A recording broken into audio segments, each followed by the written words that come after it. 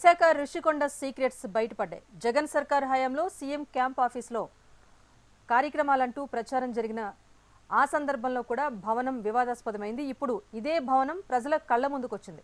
500 కోట్ల ప్రజాధనంతో నిర్మాణమైన రుషికొండ భవనం సాగర తీరంలోని అందమైన రాజసౌధం. ధవళ వర్ణంలో వెలిగిపోతున్న విలాసవంతమైన ప్యాలెస్ ఇది. ఈ భవనంలో విలాసవంతంగా ఉన్న సమావేశ మందిరాలు, అత్యంత ఖరీదైన bathroom, spa centre, dressing room, అధునాతన కిచెన్, అత్యంత ఖరీదైన బెడ్రూమ్స్, ఫర్నిచర్ అన్నీ కూడా కొలువుదీరున్నాయి. దాదాపు 15 వరకు లిఫ్ట్స్ ఏర్పాటు చేశారు. ఇటలీ, రష్యా, ఫ్రాన్స్ నుంచి తెప్పించిన గ్రానైట్ స్టోన్స్తో వేసిన కారిడార్స్, ఇతర దేశాల నుంచి తెప్పించిన ఇండోర్ ప్లాంట్లు ఉన్నాయి. ఇక ముఖ్యంగా ఒక పడక గదిలో దాదాపు 60 లక్షల రూపాయలతో స్నానాల గదిని ఏర్పాటు చేశారు. మరోవైపు సెకండ్ ఫ్లోర్లో మీటింగ్ హాల్స్, జిమ్ పరికరాలు సైతం ఉన్నాయి.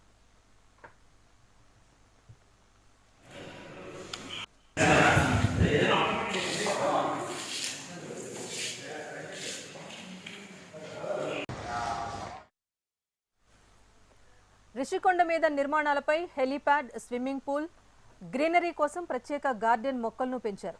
బిల్డింగ్ మొత్తం తెల్లని వర్ణంలో డిజైన్ చేశారు. ప్రతి బ్లాక్ నుంచి కారిడార్లో బయటకు వస్తే సముద్రం కనిపించేలా జాగ్రత్తలు తీసుకున్నారు. కార్ పార్కింగ్, కళ్ళు మిరుమిట్లు గొలిపేటట్లుగా ఉండే లైటింగ్ షాండ్లియర్స్ను ఏర్పాటు చేశారు. అత్యంత విలాసవంతంగా ఈ భవన నిర్మాణం జరిగింది.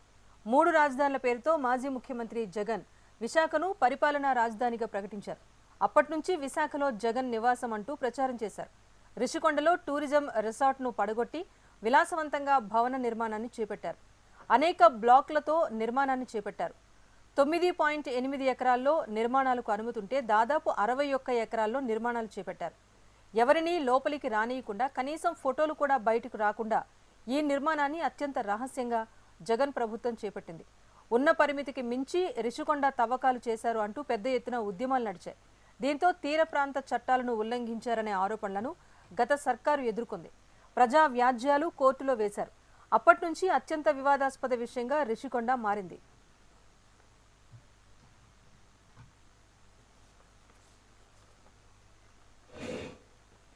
కొత్తగా ఏర్పడిన ప్రభుత్వం, గత ప్రభుత్వంలోని ముఖ్యమంత్రి క్యాంపు కార్యాలయంగా చెప్పబడిన ఈ భవనాన్ని ఏం చేస్తారు అనే చర్చ రాష్ట్ర వ్యాప్తంగా నడుస్తున్న తరుణంలో ఈ రాజకోట రహస్యాన్ని ప్రభుత్వమే బయటపెట్టింది.